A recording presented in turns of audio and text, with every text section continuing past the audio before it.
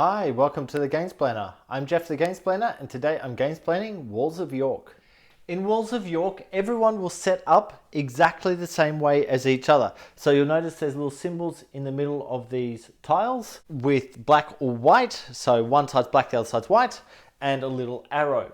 All you need to do is make sure that you have them in the same order with the arrows going the same direction as each other. Probably easiest if you have one person just throw them all down and then everyone copy that. The next thing that happens is that these three dice will be put into the dice tower to show what is needed to be built inside the walls. The game will happen over 2 rounds. So on the first round, in this particular roll, we're looking for 4 of the churches and 5 of the wells.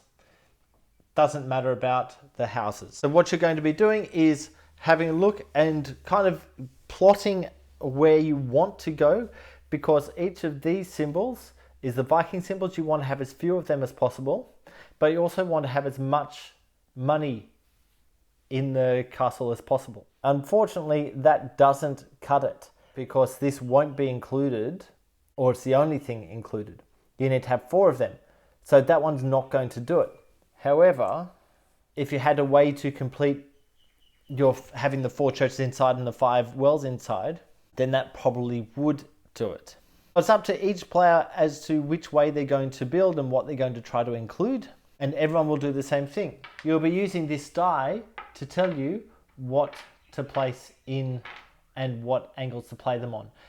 They can be played any way up that you like. So this one could go this way, it could go that way, this way, or that way, etc. You get the idea. Now, this player has managed to get to the end of, they've finished an entire wall all the way around. It doesn't matter that there's extra bits. It doesn't matter that there's extra bits sticking in. What they're now going to do is decide which sections they want to keep in. So realistically, they need to have 4 churches. So there's 1 there, 2, 3, 4. So within this area here, they have managed to get enough churches. They need 5 wells. So there's 1 there, 2, 3, 4. They need that well in order to finish it. So these bits of wall will come out. It's then up to them if they wish to include this or not to include this. And he's probably not going to include that because it would be including a Viking. These 2 go nowhere, so they come off. That one goes nowhere, so it comes off. And that one comes off also. So you end up with a single wall that goes all the way around. And you just need to show I've got 4 churches. So 1, 2, 3, 4 churches. 5 wells. 1, 2, 3, 4, 5 wells. And that's done. Now, if the other player still hasn't closed off their wall, they will continue to play. This player will now start taking gold. So he'll take 2 gold because there's 2 little dots there. And he'll continue to take gold like that until the other player finishes. Once the other player finishes, each of them will go through and count up how many gold coins they have in their spots. So at the moment, there's 1, 2, 3, 4, 5, 6, 7, 8, 9, 10, 11, 12. There's 13 in this, so he would get 13 gold. And then you count up how many Vikings are within the wall. So in this case, there's 1 there, there's 1 there. So he has 2 Vikings in his wall. Once both players have added that up, whoever has the most number of Vikings, so let's imagine that the other player only got 1, they would take both of their tiles or all of their tiles, flip one of them over and return the other. So they're stuck with 1 Viking now always.